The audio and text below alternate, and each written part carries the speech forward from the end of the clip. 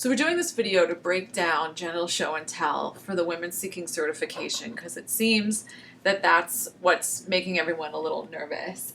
And we wrote a script during the certification workshop and I emailed it to everyone, and I think it's almost too much in it. You're getting bogged down in the details. So I wanted Betty to kind of talk about what is the real purpose of genital show and tell, and what are the themes here? Like, what are you're not going to remember everything. And if so here we go. First of all, it's fun. That's all. I mean, please don't make it into a test or a lesson, or you got a 1, 2, 3, 4. What we are doing is sharing our vulvas. It's like... And make sure it's vulva. The vulva is the outside, it's the labia, it's the clit. The vagina is the vaginal opening, but make sure you focus on the right terminology. We have to make sure that we have the correct name to discuss our sex organ. It is not a vagina. And if you have your client or the people that you're working with, any of them say vagina, just stop and correct them for a moment. Yeah. That is incorrect. The vagina is the birth canal. Now, the reason why is this important? Well, the vagina is fucking only, and that means something goes in there, and that's how we're supposed to have our orgasms, or a baby comes out of the vagina. So if we say vulva, we have the whole form, which means the clitoris, the inner lips, the vagina, and the good urethra. Stuff. The what? The good stuff. all of the good stuff. So it's vulva, which includes everything. Now, this whole naming thing it's fun. It's just like a game. It's like your kids. What do you call your vulva? What do you call? I always start by saying, how do you refer to your sex organ? How do you refer to her? And they go, I don't have a name. Or they go, I call her pussy. But that's usually the first name. Yeah. Pussy is the most common, generic name for our sex organ.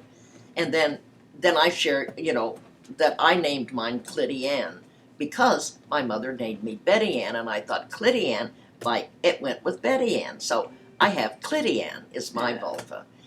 Lead by example is what Betty's trying to say, right? I mean, so it sounds frivolous, but it isn't to have a pet name. Because you say you're naming and claiming. That's part of this exercise is you're claiming it's mine. Naming and claiming. Yeah. So the pet name is it makes it more personal. You talk to guys, they all have a pet name for their penis. They Dick, do. It's true. John Henry. They got a load of names, nicknames. And I think the value is that you're displaying your vulva in front of a group of people you don't know, right? So it's the biggest vulnerability women have, is that there's something wrong with their genitals. So just the fact that they're sitting in a room with positive energy and displaying their genitals at all. Yeah. Now, how this came about, let me tell that story. Yeah, sure. So when I first started the workshops, I didn't know what the format was going to be. I had no idea. So one day I was talking about my fear of genital deformity, and I actually spread my legs and I showed them my long inner lips that I was terrified that I had stretched them from too much childhood masturbation. And my neighbor next to me, she goes, "Oh, I have the same thing. I've always thought there was something so terribly wrong with me." And then the next woman goes, "I do too." And it was spontaneous. All the women in the room, there were 7 or 8 of us, started looking at their vulvas and looking at other women. And it was like, I saw this massive healing taking place before my eyes. I couldn't get over it. Because there's a range of looks, and you think that yours is the only one that looks the way it does, or if you get your images from porn, they've all been surgically altered. So it's just sharing our forms. It would be like, I guess it would be like the Muslim women when they get together and they get rid of their veils and and you see the face and the hair and all of it. See who they really are. Oh. It's intimate. It's sharing how you look and what your appearance is. So don't get involved in naming the parts and forget about the urethra. No, I don't know how nurses find it. And don't get into this thing that I do with, the architectural style. No, we don't. You don't need that. If something comes to mind, you can talk. You can say it's a flower or it looks like a fruit. Whatever it really looks like. Just be direct and honest and simple. Yeah, and don't make it into a big deal. Don't try to memorize what to do. That never Feel works. it. And you always go first, and I think you display your vulva, and that sets the tone. You're And- modeling behavior, positive behavior. And as you're talking about yourself, you share any kind of fear, or I thought this was wrong, or or I never So this is the first person sharing. You go first, and that's all you have to do, and the next woman she goes next. Now, And they could share the story of doing genital show and tell with you, and what it felt like. The first time I did this with Betty sitting next to me, I remember blah, blah, blah, blah, blah, blah, blah. and she said blah, blah, blah, and I said blah, blah, blah, right. It's like you have a story ready to go. This is always about first person sharing. I felt this way. I did it this way. It happened like this. So there's nothing to memorize. There's nothing to learn. All it is just being honest about who you are at that moment. Okay, kids? It's got to be fun or it's not going to work. Yeah, I agree. Yeah. And when the women sit next to you, you always will tell them, like, I'm going to sit really close to you, because if you're both going to see the vulva in the mirror, you have to be sitting really close to that person. I just reach over and take a hold of her. Yeah. And the padding is always like a reassurance. Yeah. To pat. The padding is good. And just coming in and put your hand down on her leg and saying, we're gonna have to be close because we're looking in the same mirror together. Sometimes you've said, do you mind if I lean on your boob? Like Betty has a way of making you feel comfortable. It's just, if you're comfortable, they're comfortable. They're comfortable. And that's all there is to it. It's so, keep it simple. Your own, and you can say when I first started doing this, I was a nervous wreck. Talk about it. You always say that. In every group you'll say, I'm sweating, or I'm this, I'm nervous. And that makes everyone feel better, because everyone's nervous. Like, no one goes into general show and tell, and you're like, oh yeah, whatever, this is boring. Well, what about the time when, I open up and I go first and there's a piece of toilet paper sitting there on top of my clit. Or I had smegma. Things can happen. Things get stuck there. Or you have some dried blood around your vaginal opening. Ooh. And that's what people are fearing. So if you make a joke about that, like the fact that you have almost always schmegma around your clit is probably a good thing. But you always say, if there's toilet paper, she'll say, oh, did someone leave you a message? And I always think that's really cute. From the Chinese cookie. Oh, there's a message. There's a message. There's your fortune right there.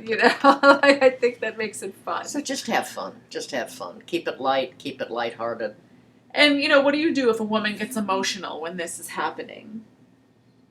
What kind of emotion? Well, sometimes they sit down and their voice is breaking, or they'll tear up a little, and they'll say, this is really hard for me.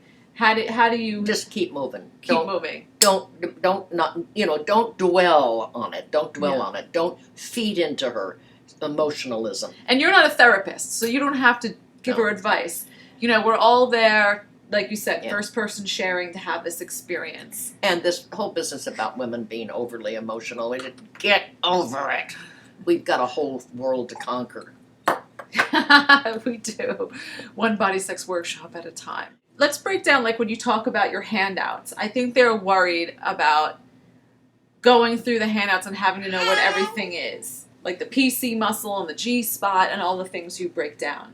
Well, if they have the diagram in front of them, there's no problem. It's all right there. But what are the themes that really we're building on? Well, what you're showing them is that the reason I say so-called is that there's no such thing as a G spot. There's not a spot, and there is not a corresponding organ that is the G spot. What it is, it's the urethral sponge, and there's an image of it right there that you can see. Now, the urethral sponge is erectile tissue that is wrapped around the urinary tract to protect it from friction, from intercourse. And it can feel good to stimulate it, but the clitoris is your primary sex organ. It is the back end of the clitoris. It's part of the clitoral structure.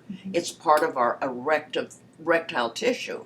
So don't get bogged down in details. Just, there's the drawing, there's the thing. Now, yes, people like the way it feels when you press up on the ceiling of the vagina, because on the ceiling of the vagina, if you have the vagina, where's my hand? Here's the ceiling. So if you're going in and you're pressing up, it's going to feel good but it depends on the kind of pressure. If you do it too hard, it's like, ugh. Or if you do it too soft, you won't feel it. So this will be very individualistic. It's, how does it feel for you? When you use a dildo or your lover or your partner, whenever, when they're inside your vagina, have them lean up to the ceiling, press up into the ceiling of the vagina and see how that feels. Check it with your own body. You don't have to know everything from memory. Just know it through your experience. Once we have the experience, we know it. It's like easy. It's easy. There's nothing to memorize. It's all you have to do is recall how it felt for you. Now, some women are going to say, I don't like the way it feels. It's too. That's fine. And it depends upon the type of stimulation. If it's gentle, then that's okay. If it's too rough, then you're going to push away from it. So this is all, once again, back to experience.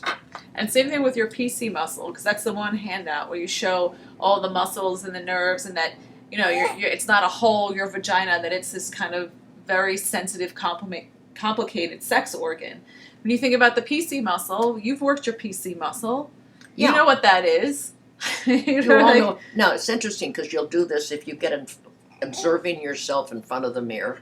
What I've done lately is I've shown women what happens when you're watching in the mirror and you lift that muscle. You can see everything. You can see the whole vagina and the whole area, the clitoris, the whole vulva contract, and then do this way. Then if you push out, the vaginal opening goes, whoop, you've got a little opening. Now, what's interesting is that if you want to penetrate the vagina, if you bear down, it opens it up. And then you can penetrate it very easily. The same thing with anal. If you're going to do anal penetration. Yeah, but they don't have to worry about that. Or forget anal for now, but it's the same process. The whole idea of watching yourself first in front of the mirror and trying these things, that really is you are your own guide. Yeah. What you experience when you do your own vulva examination is what you're sharing. It's not what you're teaching. No. This is not a lecture. This is sister to sister, girlfriend to girlfriend. You are just talking about your experience. And you can even have a funny experience. You can have a bad experience. You can have a blah experience. It's all okay. It's just your experience. This is not a school. This is not a classroom. This is not memorizing anything. This is not doing, reading a book and taking notes. Always lead from your own experience, and you can't go wrong.